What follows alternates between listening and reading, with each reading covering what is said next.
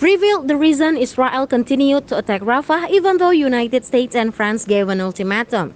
Israel has begun carrying out attacks on the southernmost point of Palestinian Gaza, Rafah. Tel Aviv continues to do this even though most of the world, including the United States, opposes it. Prime Minister Benjamin Netanyahu on Tuesday, May 7, 2024, repeated his call regarding the attack. He said this was done even though Israel and Gaza's ruling militia, Hamas, reached a hostage agreement. We will enter Rafah because there is no other choice. We will destroy the Hamas battalion there. We will complete all war objectives, including the return of all our hostages, he said, quoted by the Associated Press.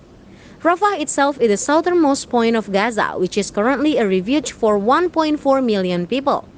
Refugees live in crowded tents, overcrowded United Nations shelters, or overcrowded apartments, and depend on international aid for food.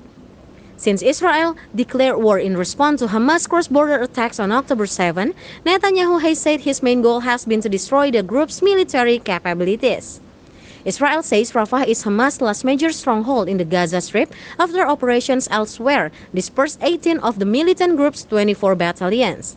Even so, Hamas has regrouped in several areas of North Gaza and continues to launch attacks.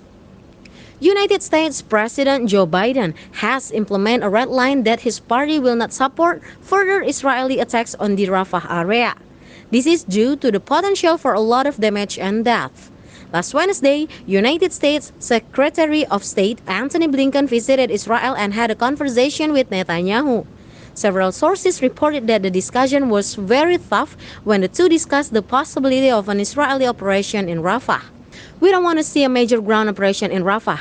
Of course, we don't want to see an operation that doesn't take safety and security into consideration, said United States National Security spokesman John Kirby.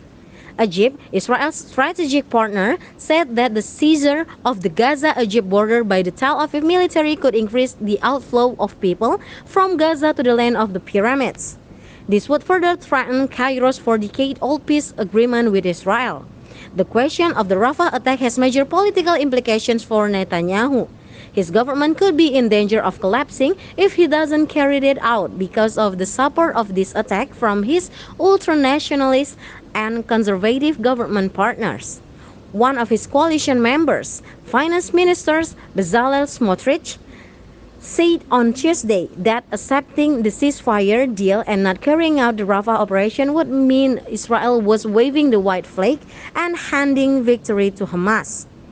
On the other hand, Netanyahu's critics say he is more concerned with keeping his government intact and remaining in power than with national interests. A major impact could also rise from its main ally, the United States, which rejects the Rafah attacks.